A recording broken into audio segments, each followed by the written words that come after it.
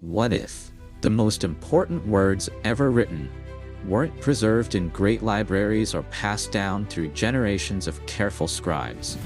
What if the truths that could reshape everything we know about human civilization were buried in desert sand, sealed in clay, or hidden in jars beneath ancient floors? These aren't legends. These aren't myths. These are real objects, real documents, real artifacts, and every single one of them survived by a miracle that defies explanation. First, the Flood Tablet. It happened on a quiet afternoon in 1872, inside the reading room of the British Museum. A scholar named George Smith was working his way through thousands of clay tablets recently excavated from the ruins of ancient Nineveh, in what is now northern Iraq. Most of the tablets were routine inventories, administrative records, the bureaucratic noise of a long-dead empire. And then Smith read one that stopped him cold. The tablet was small, no larger than a man's palm, fired from clay and pressed with the dense wedge-shaped impressions of Assyrian cuneiform. But its contents were anything but ordinary. As Smith translated the text, he found a story he already knew, except it was thousands of years older than he thought possible. A great flood, sent by the gods to destroy humanity. A single righteous man, warned in advance, commanded to build a vessel. Animals loaded 2 by 2. Rain fallen for days without end. A mountain where the boat finally came to rest. A bird released to search for dry land. This wasn't the Book of Genesis. This was the Epic of Gilgamesh, a Mesopotamian poem already recognized as one of the oldest works of literature on Earth. But this particular tablet, the one that would become known as the Flood Tablet, contained a chapter that nobody had connected to the Bible before. The parallels weren't vague or symbolic. They were structural, sequential, and in certain passages nearly identical in their imagery. Smith reportedly became so overwhelmed by the discovery that he stood up from his desk and began pacing the room, unable to contain himself. The implications were seismic. The flood narrative in Genesis, one of the most foundational stories in Western religion, was not unique. It had a predecessor, a Sumerian and Babylonian tradition that predated the Hebrew scriptures by over 1,000 years, told essentially the same story, with different names and different gods, but the same bones, the same ark, the same flood, the same bird. Theologians, historians, and archaeologists have been arguing about what this means ever since. Did the biblical authors borrow from Babylonian tradition during the period of Hebrew captivity in Mesopotamia? Was there a real catastrophic flood somewhere in ancient memory that both cultures independently recorded? Or does the overlap suggest something far more unsettling? That the stories Western civilization built its moral foundations upon were drawn from a much older, much stranger source that we've never fully identified. The Flood Tablet now sits in the British Museum, cracked down the middle, missing sections along its edges, and containing, in what survives, a question that 150 years of scholarship still hasn't fully answered. Second, the Amarna Letters. For centuries, ancient Egypt existed in our imagination as something almost supernatural. Its monuments were too large, its civilization too old, its gods too alien. We could study Egypt from a distance, but we couldn't quite see the people inside it. The anxiety, the ambition, the desperation that drives all human institutions. Then, in 1887, a peasant woman digging in the ruins of a long-abandoned city in Middle Egypt accidentally broke open a cache of clay tablets. She didn't know what she had found. She sold them to dealers, who sold them to others, and by the time scholars recognized their significance, many had already been broken, scattered, or lost. What survived would permanently change how we understand the ancient world. The tablets were the Amarna Letters, the diplomatic correspondence of Pharaoh Akhenaten, the heretic king who abandoned Egypt's traditional gods in favor of a single solar deity and moved his entire court to a new city in the desert.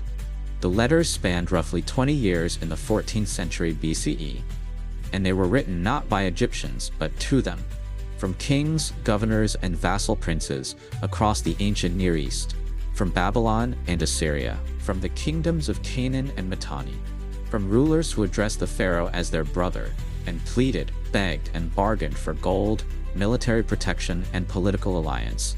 What the letters revealed was a diplomatic world of stunning sophistication. The great powers of the Bronze Age were deeply interconnected, exchanging royal daughters as wives, arguing over the proper weight of gold shipments, complaining bitterly when promised gifts arrived late. One Babylonian king writes with barely concealed outrage that the Egyptian gold sent to him was not the pure metal he'd been promised, but inferior alloy that embarrassed him in front of his court. But buried within the bureaucratic exchanges is something far more disturbing. Some of the letters are desperate. Governors of Canaanite cities, nominally under Egyptian protection, write in urgent, almost panicked tones about a group they call the Habiru, landless raiders destabilizing the entire region, attacking cities and overwhelming local defenses. They beg Akhenaten for troops. They beg repeatedly. The appeals grow more frantic with each letter. Akhenaten never sent the troops. Some scholars believe this period of neglect, these decades of Egyptian withdrawal from its Near Eastern territories, created exactly the kind of power vacuum and population displacement that would reshape the entire region for centuries. The world described in those desperate clay tablets is a world teetering on the edge of collapse, and the silence from Akhenaten's court is one of the most consequential silences in recorded history. The Amarna Letters were never meant to be a historical record. They were working documents, stored in an archive room, useful only as long as the correspondence was active. When Akhenaten's city was abandoned after his death, the letters were left behind, sealed in the dirt, for 3,000 years. That peasant woman swinging her mattock in 1887 had no idea she had just opened a window into the private machinery of the ancient world. Third, the Oxyrhynchus Papyri. About 100 miles south of Cairo, in the Egyptian desert, there was once a thriving Greco-Roman city called Oxyrhynchus. By the standards of antiquity, it was prosperous, cosmopolitan, and thoroughly unremarkable. When it finally declined and was buried by the desert, it left behind what every city leaves behind: garbage, mountains of it. In 1896, two young Oxford papyrologists named Bernard Grenfell and Arthur Hunt began excavating what the local population called the Mounds of Rubbish, outside the modern village. What they found beneath the drifted sand was one of the greatest literary discoveries in human history, not because it was buried in a temple or locked in a vault, but because the dry Egyptian climate had preserved in extraordinary condition hundreds of thousands of papyrus fragments that had simply been thrown away. The Oxyrhynchus Papyri, as they came to be known, represent a cross-section of ancient intellectual life, so vast and varied that scholars are still working through the collection more than a century later. Mathematical treatises, tax records, private letters between merchants, horoscopes, receipts for fish sauce, and, scattered throughout like diamonds hidden in gravel, fragments of texts that have been lost to history for nearly 2,000 years. Among the papyri were portions of unknown sayings attributed to Jesus, not from the canonical Gospels, but from other sources, representing a version of early Christianity so different from the institutionalized church that followed, that some scholars barely recognized it. One fragment contained a Jesus who speaks in riddles about the kingdom of heaven, existing not in the sky or beneath the sea, but in the reader's own understanding. Another preserved lines from Sappho, the ancient Greek poet, that no living person had read since the fall of Rome.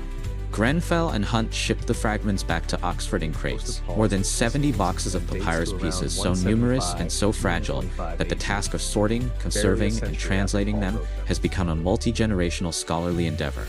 New technology, including multispectral imaging, and more recently artificial intelligence trained to read damaged ancient scripts, is still unlocking texts that the sand preserved and human hands hadn't touched in 2 millennia. Oxyrhynchus wasn't a library, it wasn't an archive, it was a dump. And in its abandonment, it accidentally became the most democratic record of ancient life we have, not the official history, not the texts the powerful chose to preserve, but everything else. The ordinary documents, the personal letters, the uncanonized gospels, the things people wrote and then threw away, never imagining anyone would ever read them again. The Nag Hammadi Library, December 1945. A group of Egyptian farmers were digging for fertilizer near the cliff base of Jabal al-Tarif, a mountain honeycombed with ancient tombs on the west bank of the Nile. One of them struck a large red earthenware jar, sealed with a bowl and buried in the ground. The farmer later said he hesitated before breaking it open, superstitiously afraid of what spirit might be trapped inside. The practical need to know what was in it. 1. He broke the seal. Inside were 13 leather-bound books, their pages made of papyrus, their covers of gazelle hide.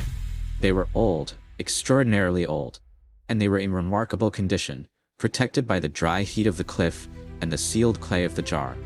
What had been found was the Nag Hammadi Library, a collection of early Christian and Gnostic texts dating to the 4th century CE, though the ideas they contained were far older. The books included Gospels attributed to Thomas, Philip, and the Apostle James, texts that the emerging Orthodox Christian Church had declared heretical and ordered destroyed centuries earlier. The Coptic Christians who buried these books in that jar had apparently refused to surrender them. Rather than burn them, they hid them in the earth, perhaps hoping to retrieve them later. The Gospel of Thomas alone turned scholarship on its head. It contains 114 sayings attributed to Jesus, with no narrative framework, no miracles, no crucifixion story. Just words. Many of the sayings have no parallel in the New Testament at all. Others echo canonical scripture, but with subtle, sometimes radical differences in emphasis. Where the New Testament Jesus speaks of a kingdom of heaven awaiting the faithful after death, the Thomas Jesus speaks of a kingdom that already exists, hidden within the present moment, invisible only to those who haven't learned to see it.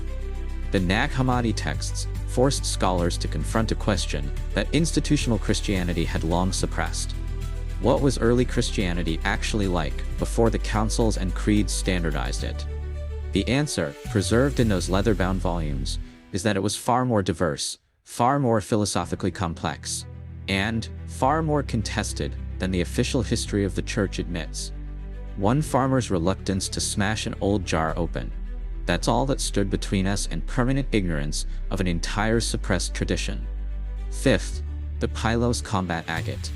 In 2015, a team of archaeologists excavating a Bronze Age tomb in southwestern Greece made a discovery so unexpected that the lead researcher described it as, in his own words, one of the most amazing things he'd ever seen in nearly 3 decades of fieldwork. The tomb belonged to a warrior who had been buried around 1500 BCE, in the era of the Mycenaean Greeks, near the ancient palace of Pylos. The warrior had been interred with weapons, jewelry, and hundreds of carved ivory objects, a rich grave by any measure. But it was one particular object, found near the warrior's body, and nearly overlooked in the excitement of excavation, that stopped everyone cold.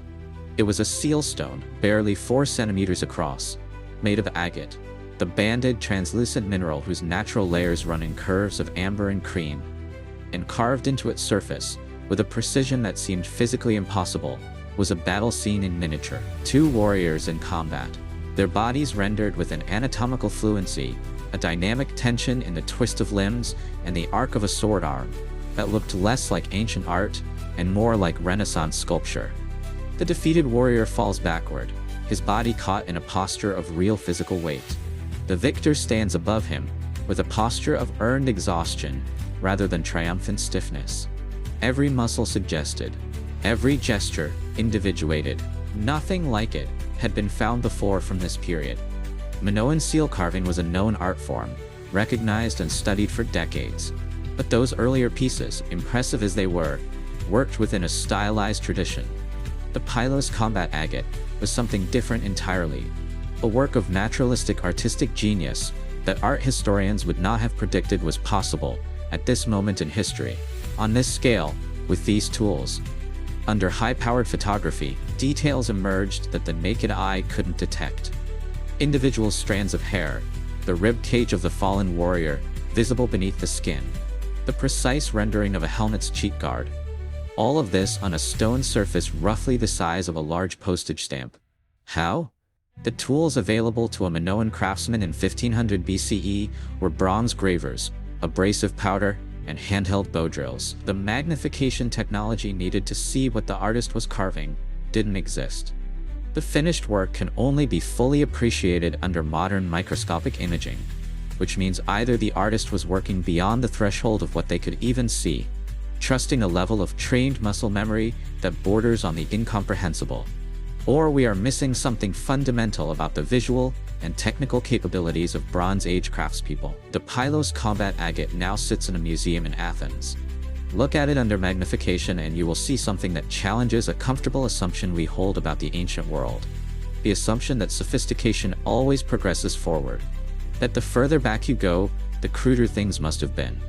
Sixth, the Dendera light inside the Temple of Hathor at Dendera, one of the best preserved ancient Egyptian temples still standing. There is a stone relief on the wall of a crypt that has generated more wild speculation than almost any carving in Egypt. At first glance, it looks like the rest of the temple, gods and ritual objects depicted in the flat, hieratic style of Egyptian religious art. But look more carefully at certain figures in the composition, particularly in the lower crypts, and something peculiar emerges.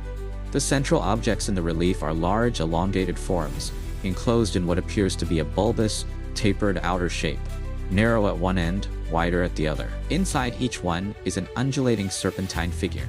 Priests support these objects, which rest on grooved pillars with what looks like a heavy braided cable trailing away from the base. To a modern eye, raised on the infrastructure of the industrial age, it looks unmistakably like a massive electric light bulb, specifically a Crookes tube, complete with a glowing filament, a socket, and a power cord. Fringe theorists and alternative historians have seized upon this image, arguing that it proves the ancients possessed advanced electrical technology. It is a deeply compelling illusion. When we look at the stone, we project our own technological era backward. We want the ancient world to be a mirror of our own. But the truth carved into the walls of Dendera is actually far more profound, and to the people who carved it, far more powerful than a simple light bulb. Egyptologists can read the hieroglyphic texts framing the scene. The relief isn't a schematic for a machine, it is a highly sophisticated, beautifully legible theological diagram of the universe's creation. The glass bulb is actually a mythological depiction of the womb of the sky goddess Nut, expanding as a lotus flower blooming from the dark, primordial waters of chaos. The power cable trailing away is the long stem of that lotus plant. Snaked inside is the god Archaeology, representing the morning sun, the spark of new life and divine consciousness emerging from the dark. And the insulator pillar holding the flower up is the Jed pillar, the enduring ancient symbol of stability and the literal spine of the god Osiris. No ancient Egyptian batteries or wires have ever been found, because none were needed here. The Dendera relief doesn't show a lost technology of the ancient world. It shows a civilization so deeply invested in the spiritual mechanics of creation and eternity that their symbolic language became incredibly dense. The true wonder isn't that they built electric lights. It's that they built a culture capable of mapping the birth of the sun itself on a dark crypt wall. 6 objects. 6 moments where the past refused to stay in the box we built for it. A clay tablet that placed the flood story 1,000 years before Genesis. A cache of diplomatic letters that exposed the private collapse of a Bronze Age world. A rubbish heap that preserved lost gospels. A buried jar that contained suppressed scripture. A seal stone that achieved what we thought ancient hands couldn't. And a wall carving in a crypt that reminds us how easily we mistake ancient spiritual genius for our own modern machinery. History is not a straight line moving from darkness to enlightenment. It is layered, folded, buried, and occasionally cracked open by a mattock swung by someone who had no idea what they were about to find. And in every layer, something is waiting.